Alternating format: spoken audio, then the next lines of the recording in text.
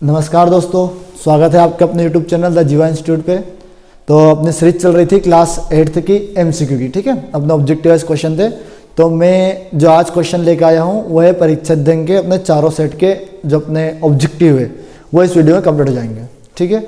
और फिर इसके बाद अपन फिलिंग द ब्लैंक्स वगैरह, मेक द कॉलम वगैरह देख लेंगे। सर मेक द कॉलम्स में ही नहीं, फिलिंग द ब्लैंक्स है तो अपन कर लेंगे, ठीक है। चलो स्टार्ट करते हैं। देखो पहला क्वेश्चन है वन्य जीव प्राकृतिक संसाधन है, ठीक है। मैं केवल क्वेश्चन पढ़ूंगा, बाकी ऑप्शन है और इंग्लिश मीडियम के लिए इंग्लिश वाला क्वेश्चन भी दे रखे हैं इंग्लिश में, तो आप पढ़ लेना, है ना। तो पहला है वन्य जीव प्राकृतिक संसाधन है। देखो इसको अपन सोल्व करते हैं। पहले तो जो प्राकृतिक संसाधन होते हैं दो प्रकार के होते हैं, ठीक है। जो आपके नेचुरल रिसोर्स है ये आपके दो प्रकार के होते हैं। एक वे होते हैं जो समाप्त होने वाले होते हैं और एक वे होते हैं जो समाप्त नहीं होने वाले होते हैं। समाप्त नहीं होने वाले दो प्रकार के वो होते हैं, ठीक है। तो वन्य जीव भी एक है तो प्राकृतिक संसाधन, उसने पहले ही बोल दिया है कि जो वन्य जीव वो प्राकृतिक संसाधन ही है। लेकिन प्राकृतिक संसाधन में कौन सा वाला है, क्योंकि प्राकृतिक संसाधन कितने प्रकार के दो, एक कौन सा, एक वो जो समाप्त होने वाले हैं और एक वो जो समाप्त नहीं होने वाले। जैसे समाप्त नहीं होने वाले जैसे सूर्य का प्रकाश मान ले थोड़ी देर के लिए, ठीक है, ऐसे हो गया। तो अब वो बोल रहे समाप्त होने वाले। तो पहला है क्या वन्य जीव समाप्त होने वाले हैं, तो हाँ। अक्षय मतलब होते हैं जो समाप्त नहीं होने वाले होते हैं। कोई उत्पाद नहीं आएगा, पेट्रोल उत्पाद भी इसमें नहीं आएगा। तो आंसर क्या जाएगा, समाप्त होने वाले। मतलब वन्य जीव जो प्राकृतिक संसाधन है वो कैसे समाप्त होने वाले, मतलब ये समाप्त हो जाएंगे अगर आप अगर इनका ध्यान नहीं रखेंगे, ठीक है। वन काटते रहेंगे, ठीक है। वन्य जीव है ऐसे की, तो बात चल रही जानवर की बात चल रही है। अगर आप पेड़ पौधे मतलब जानवर को मारते रहोगे, ठीक है, तो वो एक टाइम पे खत्म हो जाएंगे। चलो अगला क्वेश्चन है, तो इसमें आंसर आएगा ए वाला, ठीक है, ध्यान रखना है। चलो अगला क्वेश्चन क्या है, इधर देख लो। पहेली जल की कमी वाले क्षेत्र में रहती है, वहां सिंचाई के लिए किस विधि का उपयोग करें कि जल व्यर्थ न होकर सीधे पौधे की जड़ को मिले। कुल मिला के वो ये पूछ रहा है क्वेश्चन कि ऐसी कौन सी विधि है सिंचाई की जिसमें कम से कम जल की हानि हो, ठीक है। अब देखो इसको समझना है तो उसमें पहले चार ऑप्शन दिया है, रहट दिया है, ड्रिप तंत्र दिया है, ढेकली दिया है, छिड़काव दिया है। ये सब है ना, ये सब सिंचाई की विधि है, ठीक है। जो अभी मॉडर्न है, जो अभी नई है ये, ठीक है, वो ड्रिप तंत्र है और छिड़काव है।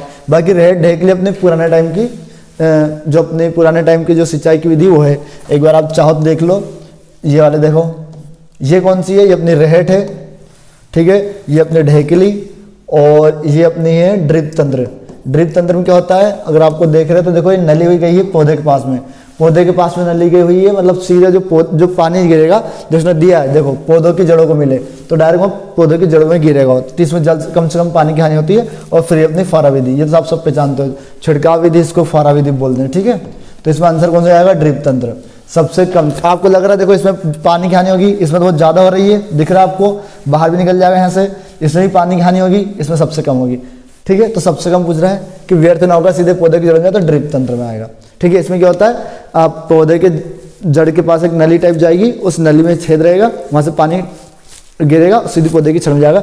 ये देखो इसमें देखा रखा उन लोगों ने, ये देखो नली पूरी बिछा रखी उन लोगों ने, देखो ये, ठीक है। इसको बोलते हैं ड्रिप तंत्र, ठीक है। चलो आंसर जाएगा इसमें ड्रिप तंत्र। हाँ अगला है आलैंगिक जनन होता है। देखो जो जनन होता है पहले जनन क्या होता है ये देख लो, फिर आलैंगिक बात करेंगे। जनन मतलब जिसमें अपनी जो संतान, अपनी जो पीढ़ी उसको आगे बढ़ाने के जो मतलब आगे बढ़ाते हैं उसको बोलते हैं जनन बोलते हैं, ठीक है। मतलब जनन करते हैं। अब जनन होता क्या है, तो आपने पढ़ा होगा अपने चैप्टर में कि जैसे एक जीव है, मतलब जैसे मैंने बताया था जब 8th क्लास में चैप्टर पढ़ा था 8th क्लास का, तो कि जो जीव है वो जब मिलते हैं परस्पर अपने संबंध बनाते हैं ना, उसको जनन बोलते हैं। किताब में लिखा भी है एनसीईआरटी में, ठीक है। अब देखो आलैंगिक जनन, तो अब जनन आपका दो प्रकार का होगा, एक लैंगिक जनन और एक आलैंगिक जनन, ठीक है। दो प्रकार का जनन है आपका, एक लैंगिक और एक आलैंगिक। आलैंगिक जनन में क्या होता है, जैसे उसमें केवल एक पेरेंट्स रहता है, पेरेंट्स नहीं बोल सकते क्योंकि पेरेंट्स में माता और पिता दोनों रहते हैं, तो केवल एक सिंगल रहेंगे, मतलब या तो माता रहेगी, पिता मतलब जिसको मान सकते हो, जैसे माता उसमें बोला लिखा है कि एक ही मतलब रहेगा पेरेंट माता, ठीक है।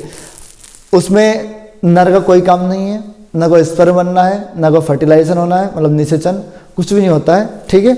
तो उसको बोलते हैं आलैंगिक जनन। और लैंगिक जनन में नर और मादा दोनों रहते हैं, निषेचन होता है, फर्टिलाइजेशन मतलब स्पर्म वगैरह होते हैं, एग वगैरह सब मिलते हैं, तो उसमें बोलते हैं लैंगिक जनन, ठीक है। तो पूछ रहा है आलिंगिक जनन होता है। अब ये मेंढक, ये आपके सामने मेंढक रखी है, ठीक है। दूसरा है मछली, तीसरा है सांप और चौथा है हाइड्रा, ठीक है। तो आलिंगिक जनन किसमें होता है? होता है हाइड्रा में। और अगर पूछे कि आलिंगिक जनन की कौन सी विधि होती है हाइड्रा में, तो याद रखना मुकुलन, मुकुलन होती है। बाकी मेंढक में लैंगिक जनन होता है, मछली में लैंगिक जनन होता है, सांप में भी लैंगिक जनन होता है, तीनों में लैंगिक जनन होता है। लैंगिक जनन मतलब इनका नर रहता है, स्पर्म वगैरह रहते हैं, फर्टिलाइजेशन वगैरह होता है, और संतानाभिवर्ती मतलब बच्चा वगैरह होता है। ये अंडा वगैरह जैसे अंडे देते हैं तो ये अंडे आ जाएंगे, तीनों अंडे देते हैं हालांकि, ठीक है। चलो अब एक और ध्यान रखना है इसमें कि अलैंगिक जो लैंगिक जनन होता है उसमें भी दो प्रकार के चल रहे हैं। एक ऐसा कि जो अंडा दे और एक जो बच्चे को जन्म दे। तो जो अंडे को जन्म देते हैं उनको अंडपृथक बोलते हैं, और जो बच्चे को देते हैं उनको जरायुज बोलते हैं, याद रखना है, ठीक है। चलो हाँ, अगला क्वेश्चन है निम्न में से संपर्क बल है, ठीक है। पहले तो बल देख लो। बल क्या होता है? किसी भी इस विराम वस्तु को गतिशील में लाने के लिए जो बल लगता है ना, उसी को बल कहते हैं। मतलब जो कोई वस्तु विराम अवस्था में, अब आप उसको गतिशील बनाना है तो आप उसमें धक्का लगाओगे या खींचोगे, या तो धक्का लगाओगे या खींचोगे, बस उसको बोलते हैं बल। तो जो बल है वो एनसीईआरटी में अलग अलग टाइप से दे रखा है। जैसे पेशी बल, देखो वैसे तो मेजर टाइप से उसने दो बल दे रखा है आपके एनसीईआरटी में। एक दे रखा है संपर्क बल और एक दे रखा है असंपर्क बल, ठीक है। संपर्क बल मतलब कॉन्टैक्ट फोर्स और असंपर्क बल नॉन कॉन्टैक्ट फोर्स, ठीक है। तो मतलब उसमें कॉन्टैक्ट नहीं हो रहा है, ठीक है। तो बोल रहा है निम्न से कौन सा संपर्क बल? संपर्क मतलब जिसमें आपकी जो हाथ की पेशी वगैरह ये आपकी टच होना चाहिए, ठीक है। जिसमें आप बल लगा रहे हो, जैसे मान लो मैं पानी की एक बाल्टी उठा रहा हूँ, ठीक है। ऐसे पानी की बाल्टी उठाई, तो ये पानी की जब बाल्टी नहीं उठाता हूँ तो मेरे हाथ उस बाल्टी जो कुंदी रहती है उससे पकड़ के रखते हैं। तो मेरे हाथ में जो बल लग रहा है उसमें पेशी बल लग रहा है, ये मांसपेशी वगैरह रहती है। जो पेशी बल है ना वो संपर्क बल का उदाहरण है, ठीक है। जो पेशी बल है ये संपर्क बल का ही है, ठीक है। क्यों? संपर्क मतलब टच में होना, ठीक है। अब मैं बाल्टी नहीं उठाऊंगा तो जो बाल्टी रहेगी वो क्या रहेगी? टच में रहेगी उसमें। किसके? जो मेरी हथेली और ये बाल्टी इसमें जो टच रहेगी, दोनों क्या हो रहा है? टच हो रहा है, तो उसको बोलते हैं संपर्क बल, ठीक है। तो बोल रहा है संपर्क बल, आंसर यहाँ चल जाए संपर्क बल पर। चुंबक की बल समझ लो। चुंबक बल क्या होता है? देखो चुंबक इसमें दे रखा है क्या चुंबक इसके बारे में? ये मैग्नेटिक फोर्स है, मैं समझाता हूँ। देखो चुंबक क्या होता है? चुंबक में भी दो ऐसे पोल होते हैं, एक नॉर्थ पोल एक साउथ पोल। वो भी आकर्षण करता है। चुंबक क्या करता है? लोहा है, लोहा से बनी वस्तुओं को अपनी ओर क्या करता है? आकर्षित करता है, अट्रैक्शन करता है, ठीक है। तो उसमें क्या रहता है? जैसे मान लो एक चुंबक यहाँ है और एक चुंबक यहाँ है, तो आप इतनी दूर रखोगे खींच लेगा दूर से ही, मतलब टच नहीं हुई, इसकी बॉडी आपस में टच नहीं हुई, दूर से खींच लेगा। तो उसमें कॉन्टैक्ट हो रहा है क्या? नहीं हो रहा है, मतलब उसको असंपर्क बल बोल सकते हो। तो असंपर्क बल का ये भी एग्जाम्पल है। अगर पूछे कि असंपर्क बल तो चुंबकीय बल। ऐसे स्थिर वैद्युत बल करंट वगैरह खींच लेता है दूर से ही, ठीक है, तो ये भी असंपर्क बल है। गुरुत्वीय बल, पेन नीचे गिर गया, गुरुत्वाकर्षण लगा कि पृथ्वी थोड़ी से टच करने आए उसको कि चल मेरे साथ नीचे चलता रहा, मतलब जैसे छोड़ा तो नीचे गिर गया हो और टच में तो नहीं हो रही बॉडी, ठीक है। तो ये भी असंपर्क। तो तीनों कौन सा है? असंपर्क बल है, और जो पेशी बल है वो कौन सा? संपर्क बल है। तो अगर पूछे असंपर्क बल का एग्जाम उदाहरण मतलब प्रकार, तो ये 3 बता सकते हो, और संपर्क बल का एक ही बता सकते हो, ठीक है। आप देख लो इसमें नॉर्मल फोर्स है एक, ये अप्लाइड फोर्स है, इसमें बटन से उंगली टच हो रही है, और ये एयर रेसिस्टेंट फोर्स है, इससे भी आपके हाथ टच सब कर रहे हैं, ठीक है। और अब नॉन कॉन्टैक्ट फोर्स में ये देख लो, ये नॉन कॉन्टैक्ट फोर्स है, ये कॉन्टैक्ट फोर्स है, ये संपर्क बल है सारे, और ये वाला अपना असंपर्क बल है, ठीक है। ये देखो सेप गिरा नीचे, दूसरा चुंबक है, और ये आपकी इलेक्ट्रोमैग्नेटिक वाला, ठीक है। तो याद रखना है। चलो तो इसमें आंसर जाएगा पेशी बल। माचिस की डिब्बी को साइड में खुरदुरा क्यों बनाया जाता है? ठीक है, क्या बोल रहा है? माचिस की डिब्बी को साइड में खुरदुरा क्यों बनाया जाता है? देखो खुरदुरा उसमें सरलता से पकड़ने के लिए, उसकी कीमत घटाने के लिए, उससे मजबूत बनाने के लिए, उसका घर्षण बढ़ाने के लिए। देखो यहाँ पे है ये, इसका बोल रहा है ये वाली खुरदुरी क्यों बनाते हैं? ठीक है, ये इसलिए बनाते हैं ताकि घर्षण बढ़ जाएगा, घर्षण बढ़ाने के लिए। घर्षण बढ़ाने क्यों है? देखो अब बार बार यूं को इसको करोगे, ठीक है, तो गर्म हो जाएगी, गर्म होगी तो जल जाएगी। यहाँ से सवाल उठेगा ज्वलन ताप का, एक ज्वलन ताप, ठीक है। ज्वलन ताप मतलब ज्वलन ताप ये है कि जो यहाँ है ना, ये लाल फास्फोरस होता है यहाँ पे, ठीक, कहाँ पे? यहाँ पे ही लाल फास्फोरस होता है। जो माचिस रहती है उस पर लाल लाल लगा रहता है, उसमें लेता है लाल फास्फोरस, ठीक है। तो उसका जो है ना, उसका जो ज्वलनता वो बहुत ही कम होता है। अब बहुत ही कम मतलब ये है कि आपने एक बार घसा और जल जाएगी वो, क्योंकि ज्वलनता बहुत, देखो ज्वलन ताप होता है वह न्यूनतम ताप जिस पर कोई वस्तु जलने लग जाए, उसका ज्वलन ताप है। उसको आप ऐसे मान के चलो, मान लो एक सूखा कागज है, एक गीला कागज है, ठीक है। तो सूखा कागज में आप आग लगाओगे तो तुरंत जल जाएगा, गीला कागज हो सकता है नहीं जले या फिर लेट जले या पता नहीं उसका क्या हो, पर जो सूखा कागज है वो जल जाएगा। क्यों? कि उसका ज्वलन ताप कम है, मतलब कि उसको थोड़ी सी आपने हिट दी तुरंत जल जाएगा, तो उसका ज्वलन ताप कम है। और अब घर्षण, अगर आप न्यून हाथ घसोगे तो जाहिर सी बात है, देखो अगर आप कंटिन्यू हाथ घसते रहोगे, आदिमानव ने जब अग्नि की खोज करी थी तो पत्थर घसे थे, तो बहुत देर तक ऐसे पत्थर घसते रहे तो पत्थर क्या गर्म हुआ, चिंगारी नीचे गिरी और आग लगी। तो जो पत्थर घस रहे उससे क्या होता था, उससे घर्षण पैदा होता था, घर्षण पैदा हो रहा था, तो तापमान बढ़ा, पत्थर दोनों गर्म हुए और चिंगारी नीचे गिरी, बस वही है। अब वहाँ पे ज्वलन ताप बहुत ज़्यादा था तो उनको बहुत देर तक घसना पड़ता था। यहाँ ज्वलन ताप है ही नहीं, बहुत नॉर्मल ज्वलन ताप है, आप जो करोगे जल जाएगा, ठीक है। तो इससे क्या घर्षण मिल जाए। अब सोचो ये चिकनी ही मान लो, यहाँ घर्षण है नहीं, मान लो सपोज यहाँ घर्षण नहीं, साबुन जैसा है, तो अब माचिस मारोगे खिसक जाएगी वो, जले नहीं पाएगी। इसलिए यहाँ उन्होंने खुरदुरा बना रखा है ताकि थोड़ा सा घर्षण हो। और ध्यान रखना है, चिकनी जगह पे घर्षण नहीं होता है, खुरदे जगह पे घर्षण होता है, ठीक है। अगर जैसे चिकनी जगह उस पर घर्षण रहता ही नहीं रहता है, तो अब पैर फिसल जाए, साबुन इस पर क्या घर्षण है, लेकिन रोड खुरदुरे जो रोड वगैरह है उन पर घर्षण रहता है, ठीक है। अगर क्वेश्चन आएगा घर्षण से रिलेटेड और बताऊंगा मैं, घर्षण के लाभ और हानि। घर्षण है तभी तो हम चल पा रहे हैं, ठीक है, और घर्षण है इसका हानि क्या है, हम घर्षण है इसलिए हम चल पा रहे हैं, और हानि क्या है कि घर्षण के कारण हमारे जूते वगैरह घिस जाते हैं और गाड़ी के पहिए वगैरह घिस जाते हैं, ठीक है। तो इसका आंसर क्या जाएगा, घर्षण बढ़ाने के लिए। कीमत को कुछ नहीं हो रहा उसको, ठीक है, सिगरेट पीने वाले हैं वो सब। हाँ, निम्न में से रबी फसल का सही युग में, युग मतलब जोड़ा पूछ रहा हो, ठीक है, जोड़ा है। जैसे धान और मक्का, क्या ये रबी की है? मालूम पड़ा भैया दोनों खरीफ की है। खरीफ को है ना वर्षा, वो बोल दिया वर्षा ऋतु, अब याद रखना है, ठीक है। वर्षा जून जुलाई होते, जुलाई के टाइम पे, तो जुलाई में ना पानी वानी गिरता रहता है तो उसको वर्षा ऋतु बोल देते हैं। सोयाबीन और मूंगफली दोनों खरीफ की है। इधर कपास मूंग देख लो तो कपास खरीफ की है, ठीक है। वो पूछ रहा है आपसे रबी की, तो गेहूं और चना दोनों रबी की है। अभी आपके खेत वगैरह में जो फसल बोई गई है वो रबी की ही है। अभी क्या पड़ रहा है, ठंड, तो अब इसको बोल सकते हो शीत ऋतु की फसल। रटते क्यों, ठीक है। अब ये रट दो कि शीत ऋतु, रबी फसल को शीत ऋतु की फसल बोलते हैं, रबी फसल को शीत ऋतु की फसल बोलते हैं। या फिर अभी देख लो, अभी ठंड पड़ रही नहीं पड़ रही है, तो ठंड पड़ रही है तो अभी ठंड में कौन सी है, गेहूं चने तो लगे हुए हैं, इसको रबी फसल बोलते हैं। बस तो एक नाम और आ गया कि रबी को ये शीत ऋतु बोलते हैं। जुलाई के टाइम पे क्या बोलते हैं, सोयाबीन, जून जुलाई वगैरह में सोयाबीन बोलते हैं, उधर पानी भी गिरता है याद हो तो उसको बोल दो वर्षा ऋतु वाली, ठीक है। तो निम्न से रबी फसल का एग्जाम्पल है तो गेहूं और चना जाएगा इसमें आंसर। अब मैंने इसकी फोटो नहीं लगाई है क्योंकि मुझे पता है सब किसान वगैरह सब गांव से रिलेटेड सबने देखा होगा। ये हो गया था ना। चलो नेक्स्ट है, वाहनों के लिए सबसे कम प्रदूषण ईंधन है, ठीक है। वाहनों के लिए सबसे कम प्रदूषण ईंधन है। प्रदूषण समझते हो ना, प्रदूषण अलग अलग प्रकार का होता है, जैसे वायु प्रदूषण होता है, ध्वनि प्रदूषण वगैरह होता है, ठीक है, और जल प्रदूषण होता है। ऐसे प्रदूषण बहुत अलग अलग प्रकार के होते हैं, पर उसने क्या बोला, वाहनों के लिए सबसे कम प्रदूषण। अब वाहनों देखो,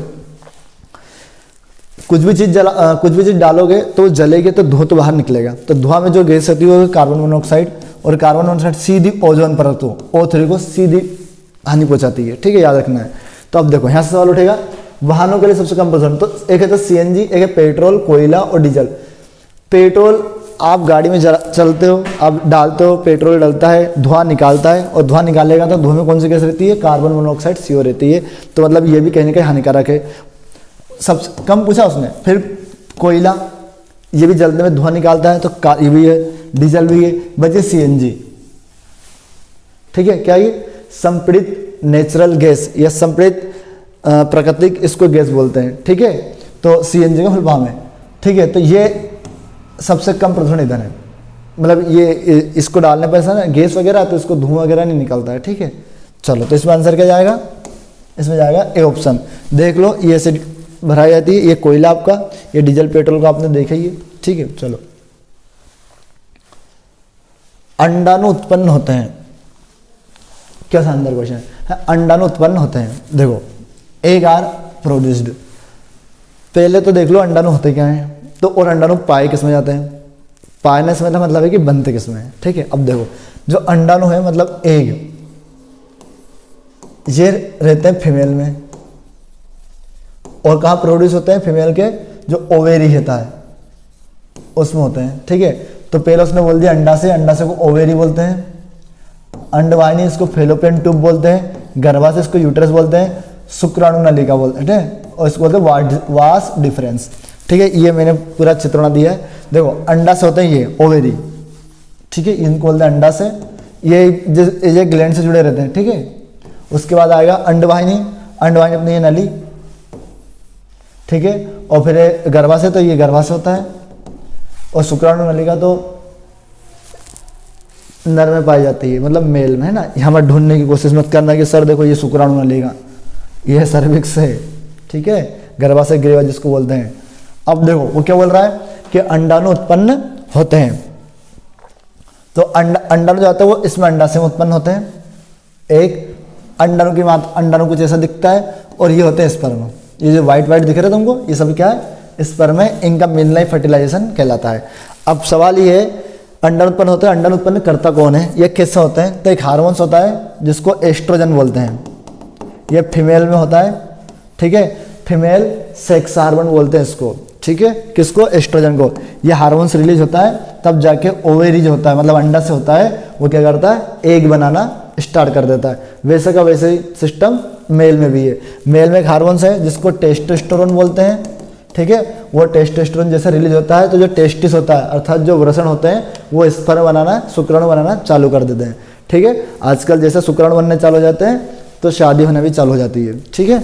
चलो, तो आगे इसमें जाएगा अंडाशय, ठीक है, क्या जाएगा, अंडाशय। अंडवाहिनी नहीं आएगा, अंडवाहिनी में ध्यान रखना है, अंडवाहिनी में निषेचन होता है। अगर क्वेश्चन पूछे, देखो ये बहुत बार क्वेश्चन पूछा है, निषेचन किसे थे, तो अंडाणु और शुक्राणु जो मिलने की क्रिया है उसको निषेचन कहते हैं, और अंडवाहिनी में होती है, इसको फेलोपियन ट्यूब भी बोलते हैं, फेलोपियन नलिका बोलते हैं। गर्भाशय मादा जनन तंत्र का वह भाग जहाँ पे गर्भ जो युग्मनज बनता है, निषेचन के बाद बनता है युग्मनज, तो युग्मनज के बाद जो भ्रूण वगैरह बनेगा वो सब कहाँ बनेगा, गर्भाशय में बनेगा। शुक्राणु नलिका कुछ नहीं होती है, नर्म होती है, जहाँ से शुक्राणु टेस्टिस से बनते हुए शुक्राणु जाएंगे ऊपर की ओर, ठीक है, और फिर वो एक सेशन के माध्यम से बाहर निकलते हैं, तो शुक्राणु नलिका उसको बोलते हैं। तो ये मेल में रहती है, ध्यान रखना। और ये भागों के नाम याद रखना, पूछ सकता है कि निम्नलिखित में से कौन सा नर जनन तंत्र का भाग है, मादा जनन तंत्र का, तो ये याद रख लेना, ठीक है। चलो आगे देखो, आंसर जाएगा ए।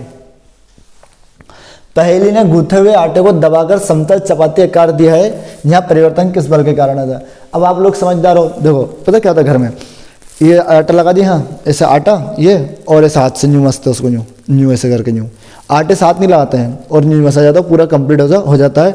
तो अपने आटे ने इस हाथ को टच किया गया, नहीं टच किया, तो कौन सा बल हो गया, गुरुत्वाकर्षण बल मान लो, स्थिरोद्युत चुंबकीय बल। ऐसा होता है क्या, ऐसा कुछ भी नहीं होता है। आटे से हथेली टच हो रही है, इस हाथे से ऐसे न्यू टच हो रही है, मतलब मेरी ये बॉडी संपर्क में एक दूसरे के, ठीक है। तो संपर्क बल का एग्जांपल मैंने जब पहले भी वीडियो, जब इसके पहले क्वेश्चन आया था तो कौन सा बताया था, पेशी बल बताया था ना, तो इसका आंसर जाएगा पेशी बल, क्योंकि वो टच हो रहा है, ग्रेविटी तो होगा ही नहीं है, कैसे ऐसा हो जाता है। मम्मी न्यू करती है आटे को, भम देंगे, फम फेंक देना, झम बन गया आटा, चपाटी बन गई है ना, चपाती। भाषा भोल का गोल और लिख सकता था, चाहता था, गोल चपाती बन गई, ठीक है। इस तरह इधर गलना भी हो जाता है, ऐसे ले जाओ लाइट के पास और दिखा दो उसको आटे से, तो चपाती बना देगा गोल से, और ये चुंबक, ठीक है। आंसर जाएगा पेशीबल, ठीक है। कैसे, तो पहले ने गुथे हुए आटे को समतल चपाती, तो इसमें पेशीबल आ गया। क्यों आ गया पेशीबल, क्योंकि आटे से दोनों टच हो रहे हैं, ठीक है। चलो ये फिर आ गया क्या, बार बार यही आता है मेरे पास। तो निम्न में से किस में घर्षण बल घटता है, देखो पहले तो घर्षण से अपने को हानि भी है और लाभ भी है, दोनों, ठीक है। और घर्षण क्या है, हमेशा याद रखें, घर्षण दो वस्तुओं के बीच में लगेगा, मतलब घर्षण लगने के लिए कम से कम दो पृष्ठ चाहिए। कितने पृष्ठ चाहिए, दो। अगर दो पृष्ठ नहीं है तो घर्षण नहीं लगेगा। सपोज ये एक रोड है और मैं जा रहा हूँ, ठीक है, ये रोड है, मैं जा रहा हूँ, तो जब मैं जा रहा हूँ ना, तो एक तो इसके ऊपर ये और एक ये, तो ये दोनों बीच में क्या लग रहा है, घर्षण लग रहा है। तो अब मान लो ये रोड है, अब लगाओ घर्षण, नहीं लगेगा ना जब तक यहाँ। अब एक जैसे मैं गए तो ये मान लो मेरे पैर है, ये चल रही है, तो मेरे पैर का एक होगा मेरे पैर का और एक होगा रोड का, तो कितने पृष्ठ हो गए, तो दोनों बीच में घर्षण लगेगा, ठीक है। तो घर्षण के लिए कम से कम कितने पृष्ठ चाहिए, दो। देखो घर्षण से हानि क्या है, जूते घिस जाते हैं, टायर घिस जाते हैं, ये सब क्या है, घर्षण से हानि है, ठीक है। लाभ क्या है, घर्षण के कारण हम लिख पाते हैं, घर्षण के कारण हम चल पाते हैं, घर्षण के कारण हम खाना खा पाते हैं, ठीक है, सब घर्षण है।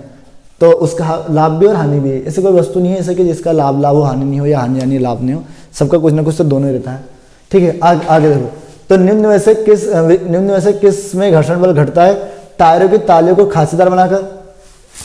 अगर आप आपने टायर वगैरह देखा होंगे, उसमें ना वो रहते हैं ऐसे टायर पे ना खांचीदार बनते हैं उसको। साइकिल में ब्रेक लगाकर, जूते की तली को खांचीदार बनाकर, कैरम बोर्ड पर पाउडर करके। वो घटने का पूछ रहा है, ठीक से याद रखना, तो पहला ऑप्शन बड़ा मत निकल जाइए, वो घटने का पूछ रहा है। तो आपने देखा होगा कैरम बोर्ड पे जब आप कैरम खेलते हो ज़्यादा पाउडर डाले तो थोड़ा सा न्यू मार दो 3-4 बार टच होता है न्यू ऐसे। क्यों होता है? क्योंकि घर्षण ही नहीं तो खिसकेगा। अभी मान लो पृथ्वी पे अपन जहाँ चल रहे हैं जमीन पे, अगर घर्षण नहीं होता तो हम चल नहीं पाते। सपोज चारों तरफ साबुन ही साबुन रख दी है भयंकर वाली, और आपको बोलो दौड़ो, नहीं दौड़ पाओगे ना, खिसक जाएगा फिर। क्यों? घर्षण कम है, चिकनाहट है। वैसे कैरम बोर्ड पे क्या पाउडर डाल दोगे तो एक मारोगे, तो इसलिए तो पाउडर डालते हैं कि घर्षण कम हो जाएगा, और एक मारोगे तो 3 बार टच होगा न्यू। ठीक है, तो कैरम बोर्ड पाउडर लागे इसका उपयोग। तो इसमें आंसर क्या जाएगा? डी, कैरम बोर्ड पर पाउडर का उपयोग करके। ठीक है, चलो घर्षण को आप कम कर सकते हो।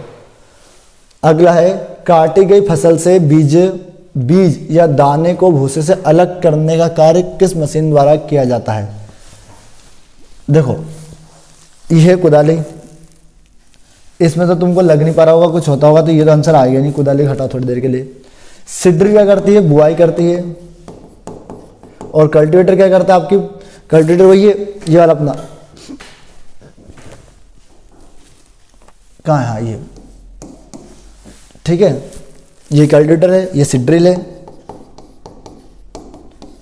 और ये कंबाइन है। ठीक है, कंबाइन। तो इसका आंसर क्या जाएगा? इसमें कंबाइन जाएगा। ठीक है, क्योंकि इससे तो बुआई होगा तो ये तो आ गया नहीं, ये तो वो है अपने कुदाली। उसके बाद ये अपना क्या है? कल्टीवेटर टाइप है। ठीक है, पिला हुआ है ना, वो ऐसा समझना कि पिला, फोटो दूसरी लग गई है, तो आप भावना को समझो। और ये कंबाइन। ठीक है, चलो आगे देखो। पेट्रोलियम का कौन सा उत्पाद पेंट निर्माण हेतु में लाया था? पेंट वाला, वो आप पहनते वाला पेंट नहीं चल रहा है ना, पेंट मतलब होता है पेंट। ठीक है, देखो इसमें बिटुमेन, स्नैक तेल, पैराफिन मोम, ये सभी कौन सा उत्पाद? पेट्रोलियम। देखो पहले पेट्रोलियम समझ लो। आपने बहुत बार देखा होगा पेट्रोल और पेट्रोलियम। एक क्वेश्चन देता हूं मैं आपको, करना है, अगर आप चाहो तो कर सकते हो। पेट्रोल और पेट्रोलियम में क्या अंतर है? ये मुझे आप इसका आंसर देख लो, अगर आपको आता है तो ठीक है, अगर नहीं आता है तो फिर वही बोलूँगा कि कमेंट बॉक्स में डाल देना कि सर नहीं आता है, तो मैं बना देंगे अगला वीडियो। ठीक है, वैसे भी डिस्कस टर्म का अपना वीडियो एक चल ही रहा, आपको याद है, अपन राज्यसभा, लोकसभा, केंद्र शासित प्रदेश, राज्य, इनमें अंतर पड़ ही रहे उधर, नस्ल, जाति। तो एक और अपना टॉपिक बन जाएगा उसमें, पेट्रोल और पेट्रोलियम में क्या अंतर है। अगर याद है तो ठीक है, नहीं याद है तो बता देना, बन जाएगा वीडियो। ठीक है, चलो अब आगे देखो। तो पेट्रोलियम का कौन सा उत्पाद पेंट निर्माण हेतु लाया जाता है? तो देखो पैराफिन मोम तो ये होता है, कहाँ है? यहाँ स्नैक तेल तो ये होगा आपका, ये पैराफिन मोम हो गया आपका। ठीक है, और फिर बिटुमेन ही होगा आपका। जब रोड वगैरह पे भी रोड बन रहा है, देखना अभी रोड वगैरह बन रहा है, तो शायद जो डामर वगैरह वो यूज करते हो, डामर जिसको बोलते हो, पेंट जो छिड़कते हैं, वो यही होता है बिटुमेन। ठीक है, तो इसका आंसर क्या जाएगा? बिटुमेन। अभी रोड वगैरह बन रहा है, ये वाला काला पदार्थ यूज कर रहे हो। ठीक है, इसको क्या बोलते हैं? बिटुमेन बोलते हैं। तो पेट्रोलियम का कौन सा उत्पाद पेंट? तो बिटुमेन। आगे है, द्विविखंडन द्वारा जनन कैसे पाया जाता है? पहले द्विविखंडन क्या होता है? जैसे मान लो कोई एक ये क्या है, मान लो कोई जीव है, तो इसके ऐसे एक से कितना होगा? 2। इसको बोलो द्विविखंडन। मान लो यहाँ पे एक और भी आता है, बहुविखंडन भी आता है। तो बहुविखंडन में क्या होता है? 2 से अधिक बन जाते हैं, 3, 4, 5, 7 जो भी, पर 2 से अधिक बनेगा। ठीक है, अब द्विविखंडन है, बहुविखंडन किसकी विधि है? ये आलैंगिक जनन की विधि है।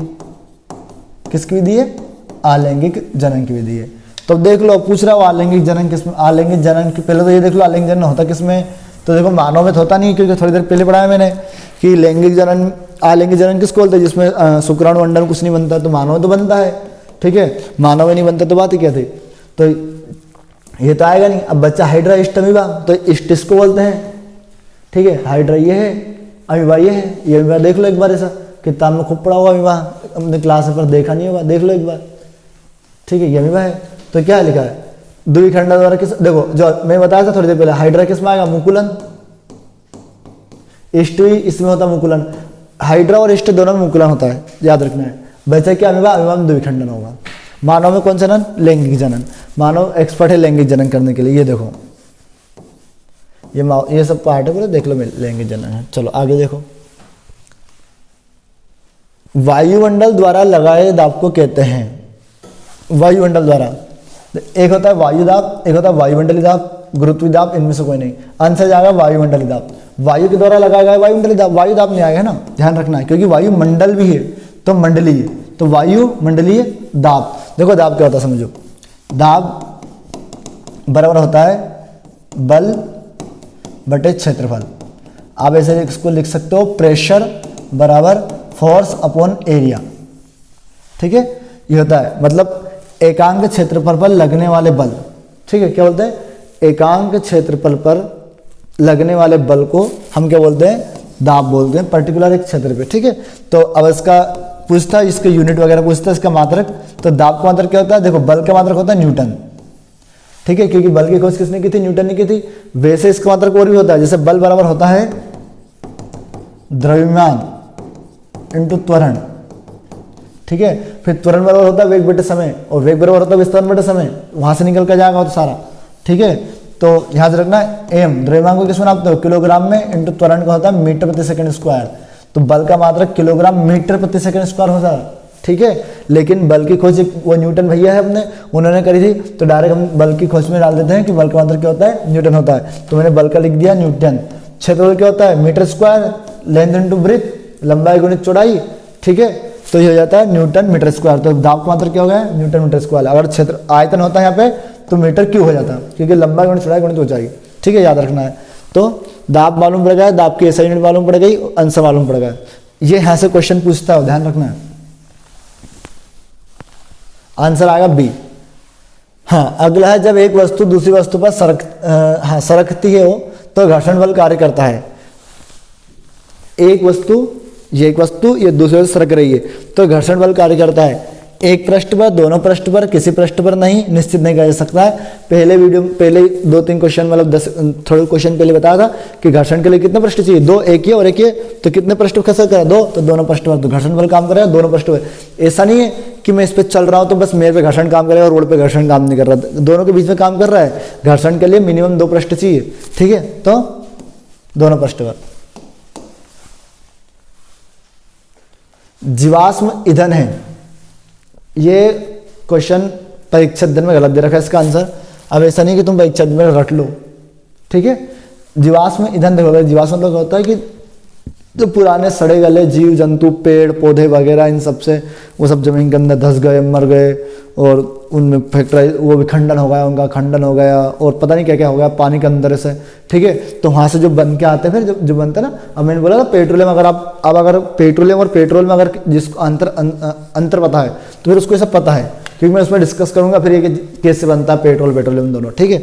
चलो, तो जीवाश्म ईंधन पूछ रहा है, कोयला जमीन के अंदर से निकल रहा है, पेट्रोलियम ये भी जमीन के अंदर से, प्राकृतिक गैस में भी सब जमीन के अंदर से, प्राकृतिक गैस में ना, गैस नहीं लिखा है, और यहाँ सभी, ठीक है, गैस यहाँ लिखा है, ठीक है, तो प्राकृतिक गैस, तो इसमें आंसर जाएगा यहाँ सभी, क्योंकि ये सभी चीज़ें कहाँ से, जमीन के अंदर से अपने को प्राप्त हो रही है। और जमीन के अंदर से कैसे बनते हैं, ठीक है, तो ये सड़े गले जो पदार्थ वगैरह जो जीव जंतु ये जो मर जाते हैं ना, वो लाखों साल करोड़ों साल पहले अंदर जमीन के अंदर घस गए, फिर वायुमंडलीय प्रेशर बढ़ा, अंदर दाब बना, टेम्परेचर हाई हो गया, ठीक है, तो फिर विखंडित हो जाते हैं, खंडित हो जाते हैं, तो उसको वहाँ से फिर अपने को प्राप्त होता है। जब खोजबीन करते हैं तो वहाँ से मिलता है, तो उसको इसमें आंसर आएगा ये सभी।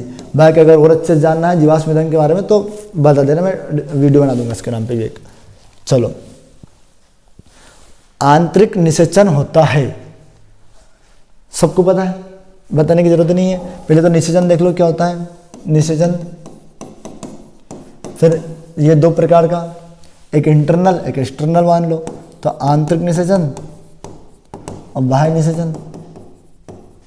निषेचन क्या होता है और कहाँ होता है देख लो, तो निषेचन किसे कहते हैं, शुक्राणु और अंडाणु के मिलने की क्रिया निषेचन कहलाती है, ठीक है। एक और स्पर्म में जो मिलता है उसको फर्टिलाइजेशन बोलते हैं।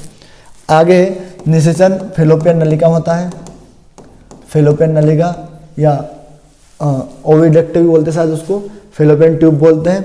और ये किस में पाई जाती है, ये फीमेल में पाई जाती है, ठीक है। ऐसा नहीं हो कि तुम मेल कर दो, हमारी क्लास के बच्चे ना फेलोपियन नलिका को मेल मिल जाते हैं कभी कभी। तो ये होगा आंतरिक निषेचन और ये होगा बाह्य निषेचन। आंतरिक निषेचन हुआ जो मादा शरीर के अंदर होता हो, और बाह्य निषेचन जो मादा शरीर के बाहर होता हो। तो पूछ रहा आंतरिक निषेचन, तो आंतरिक निषेचन क्या होता है? मादा शरीर में या मादा शरीर के बाहर, नर के शरीर में, नर के शरीर के बाहर।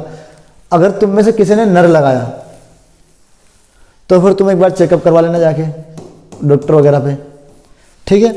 और अगर मादा शरीर के बाहर लगा तो कोई दिक्कत नहीं, क्योंकि निषेचन होता है तो वो उसमें बाहर निषेचन आएगा, ठीक है।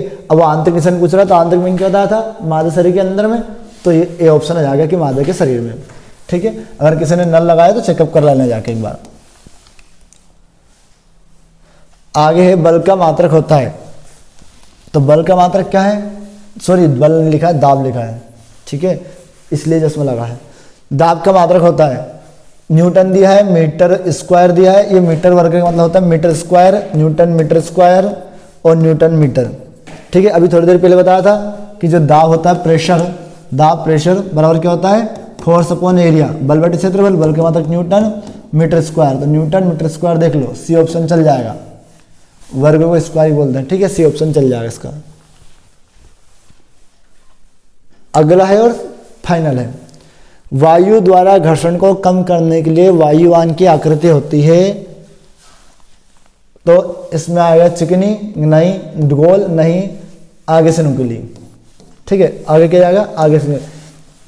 जो एरोप्लेन वगैरह बनाया ना, ये जो अपने बर्ड्स वगैरह हैं, पक्षी वगैरह, उनको भी देख के बनाया हुआ है, क्योंकि वो न्यू चलते समय से न्यू, ठीक है। तो ये चोंच रहती है वहाँ काट तो जाती है वायु को, ठीक है, घर्षण को, वायु घर्षण जो सुनता है, देखो वायु द्वारा घर्षण को कम करने के लिए, तो इसलिए तो है उसने आगे से उसको नुकुली बनाई है, ठीक है। तो इसमें आंसर जाएगा आगे से नुकुली। और ये हो गया, थैंक यू।